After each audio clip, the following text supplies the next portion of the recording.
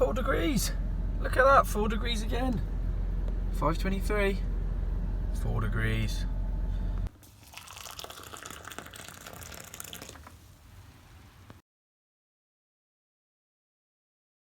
Good morning, guys.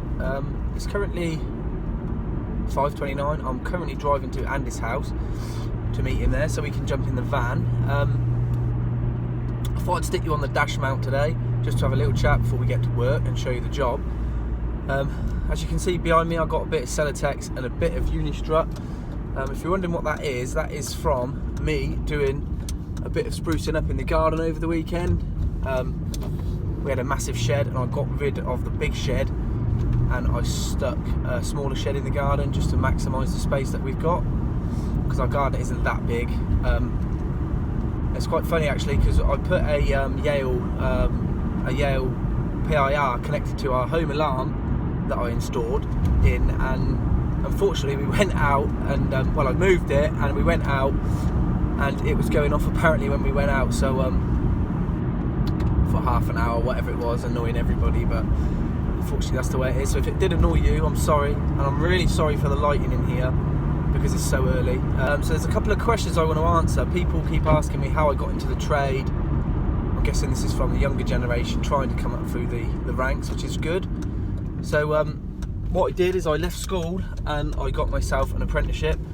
I actually did work experience. I did my 2-week work experience at a building firm, and I did a few different jobs, and I did electrical as well, and that's the one I actually preferred the most.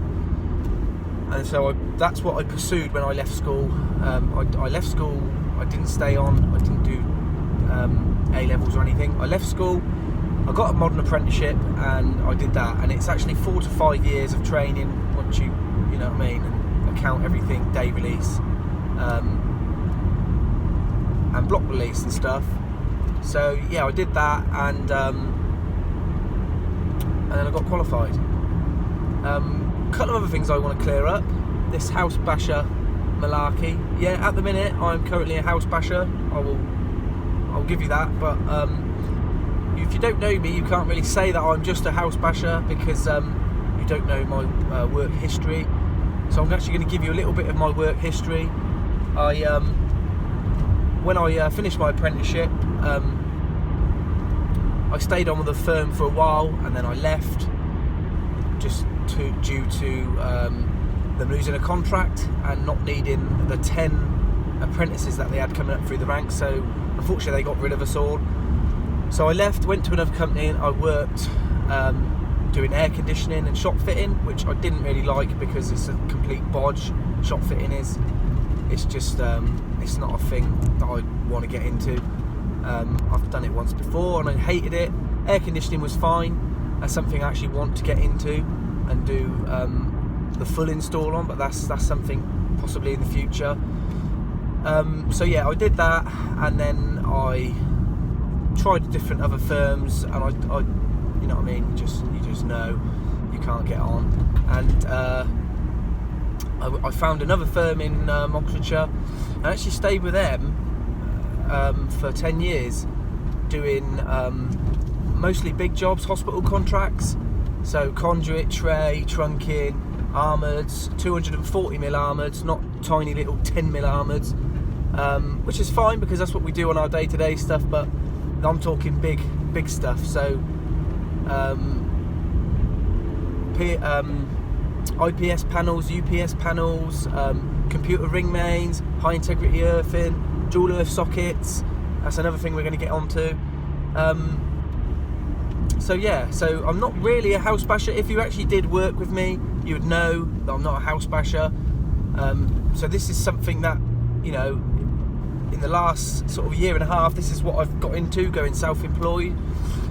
And unfortunately, well, not unfortunately, but that's what there is about at the minute. There's a lot of house stuff and a lot of, you know, a lot of big houses and a lot of clients that do want stuff doing. Another thing I just want to clear up, I did a comment on a video about me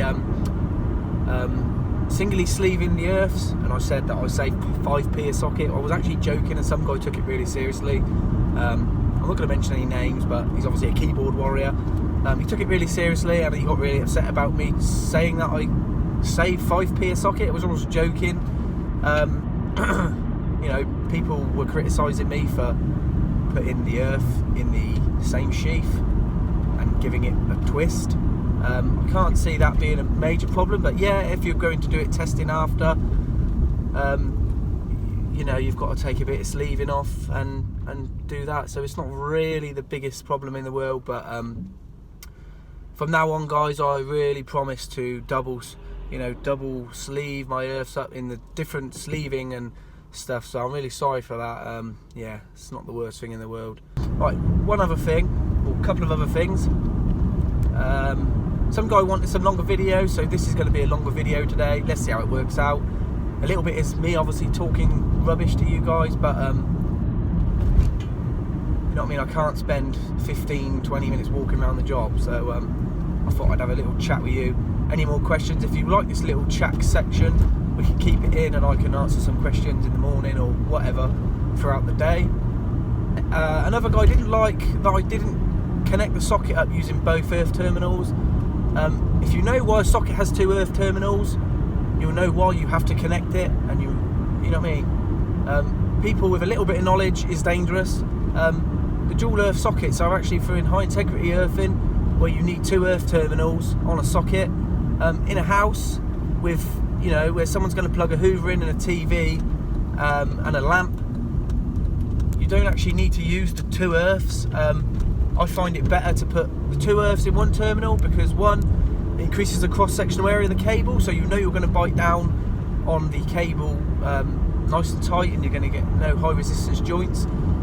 And 2, in high integrity earthing, you have to use 4mm, so that's why they give you 2 earths, because it's quite hard to get an 8mm cable in one terminal. I know you can do it because you can get a 10mm in, but it isn't good practice. That's why they give you the 2 earths. So the guy having a go at me for not using the 2 earth terminals, yeah, keyboard warrior. Ooh. Another rant, potholes. Bloody hell. I've got to change the drop links on this car again because that one's definitely knocking. We've actually got an external microphone coming. Hallelujah! I've purchased an external microphone for my phone that I'm filming on. Another guy wanted to know what it was. It's an iPhone 7. It's a big upgrade from what I had, and you'll probably admit that the picture's a lot better.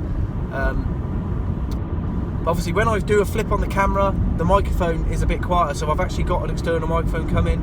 Recommendations from Dad Diaries, a lad that I follow on YouTube, so a little bit shout out to him. Thanks for the advice on the microphone and stuff. So I've got a microphone that's coming, unfortunately not today, but on the next video, whatever, it should be here then, so we can try that out. So yeah, the job, let's get on to the job. Andy's been at this job since I last filmed. I think he's been here 3 or 4 days. What actually happened on this job, we were contracted in to do the install of the data and stuff, and then they were getting a specialist company, if you like, to connect the hub up. We could have done it because we've done it plenty of times before. So they're coming in to do basically put some ends on the cables and put them into the cab. We've done all the donkey work. So I believe they've started, so we can see what they've actually done. When I filmed, I had another day on the job last time, and we actually managed to get all the twin earths into the panels and stuff, so I can show you that. And I believe the job has progressed a little bit more, not a lot, just a little bit more. So there'll be a lot of second fixing to do. I won't film that today because, you know, we've done that on this house, so I don't want to do that again. But I will show you the job as it's progressed a little bit, because I like construction. You guys obviously like construction because you're watching the video, so I'll show you the job a little bit more. So I'm nearly at Andy's house. I'll get him on camera. He's a bit grumpy in the morning, but let's see how he is. What's that? The gale through, so what I've done, I've put 3 down here, because there's maybe 2 up there and 2 up there. Yeah, it's fair enough. 1, 2, 3, and there's another one going just about there. Yeah. Yeah? Right. So that's clipped underneath, and then we'll just dig it out. Yeah, alright mate. All lights are going to stay the same. Should we get the kettle on? Yeah, kettle's there.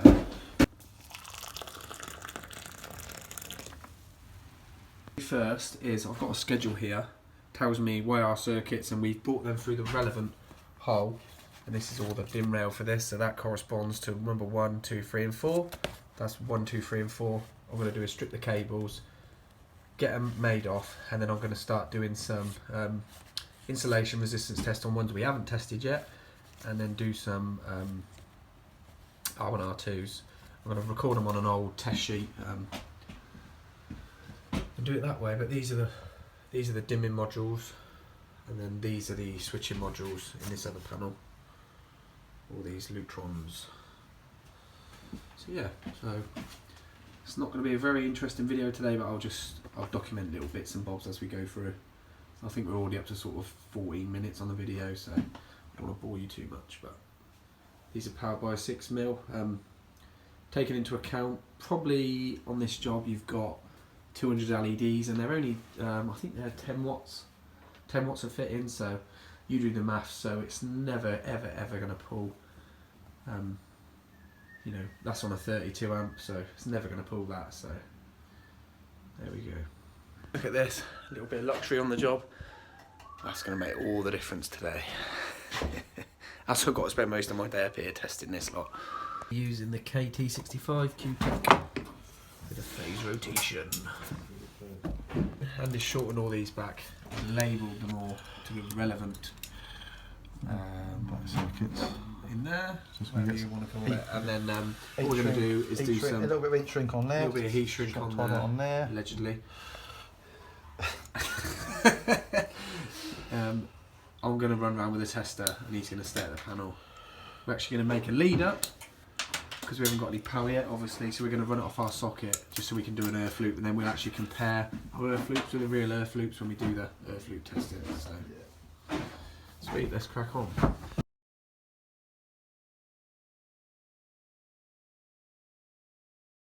Right, as you can see from my face, it's friggin' freezing. It's alright up here because we've got a heater, but downstairs it's like blowing a gale, and all the lads are struggling today. I don't know if you can see out the window. No, you can't. It's windy as hell. We're just working through all these cables. They're getting tested, and then they're getting put in. I'm getting bored of this now because we've done so many, but just carry on, and hopefully we'll get one panel done today, and then we'll get this panel done tomorrow. So good luck. This is what it's come to. Tea break. Sat in the plant room because we got this heater. It's horrible outside. I'm not going out there for tea, so we're sitting here, have coffee, and then we'll carry on.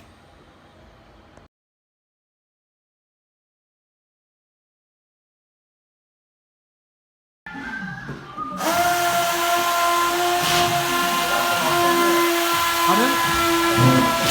Last one there, yeah? Okay. Oh, that's road, isn't that? Twist and turn out. Doesn't damage the ceiling.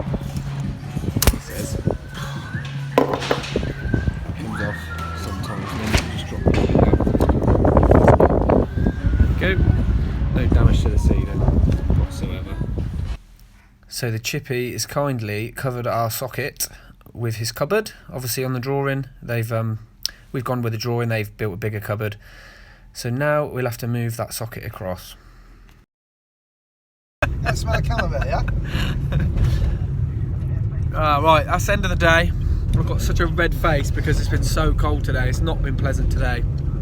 The only saving grace, Andy's just pulled a packet of biscuits. I think they're from Christmas, but they taste alright, to be fair. There's nothing wrong with a bit of shortbread. So nice, I can't remember. He's had about 6 now, so don't show his missus this video, but yeah, so if you like the video, give it a thumbs up, and we'll see you on the next job. Take care.